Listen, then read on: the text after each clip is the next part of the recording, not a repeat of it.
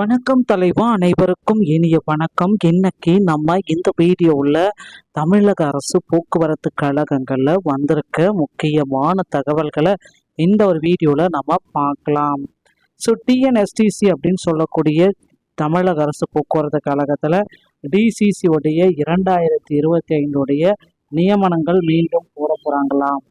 So கிட்டத்தட்ட டிசிசியில் முறைகேடுகள் நிரூபிக்கப்பட்டால் மீண்டும் செய்முறை தேர்வு அப்படின்றது நடக்குமா, அந்த ப்ராக்டிக்கல் எக்ஸாம் மீண்டும் நடத்தப்படுமா அப்படின்ட்டு நிறைய பேர் கேட்குறீங்க. ஸோ போக்குவரத்து கழகத்தை பொறுத்த வரைக்கும் வெற்றி பயணம் திட்டத்தை முதல்வர் விஜய் அவர்கள் தொடங்க இருக்கிறாரு.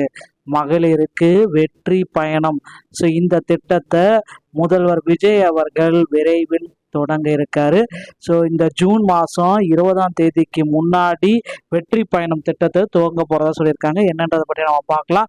ஸோ டிஎன்எஸ்டிசி கிட்டத்தட்ட 28,000க்கு மேற்பட்ட காலி பணியிடங்கள் நிலவிட்டிருக்கு.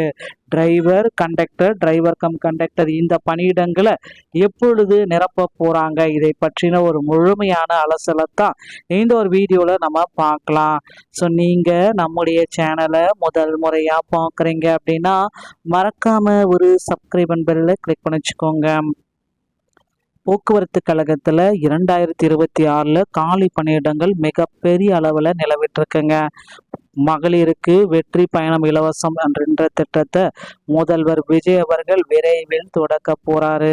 ஸோ இதில் நிறைய பீப்புள்ஸ்க்கு பார்த்தீங்கன்னா ஒரு அருமையான திட்டம் அப்படின்றத நம்ம இதை சொல்லலாம். போக்குவரத்து கழகத்தை பொறுத்த வரைக்கும் இது ஒரு மிகப்பெரிய அளவில் வரப்பிரசாதம் அப்படின்னு சொல்லலாம். ஏன்னா கடந்த ஆட்சியில் பார்த்தீங்கன்னா வெறும் 3274 பேர் தான் எடுத்தாங்க. ஆனால் இந்த ஆட்சியில் அதிகப்படியான நபர்களை போக்குவரத்து கழகத்தில் எடுக்க போகிறதா தகவல் வந்திருக்குங்க. ஸோ நீங்கள் இப்போ இருந்தே உங்களுடைய டிரைவிங் லைசன்ஸ் மற்றும் கண்டக்டர் லைசன்ஸ் இவைகளை எடுத்து தயார் நிலையில் வைத்துக் கொள்ளுங்கள்.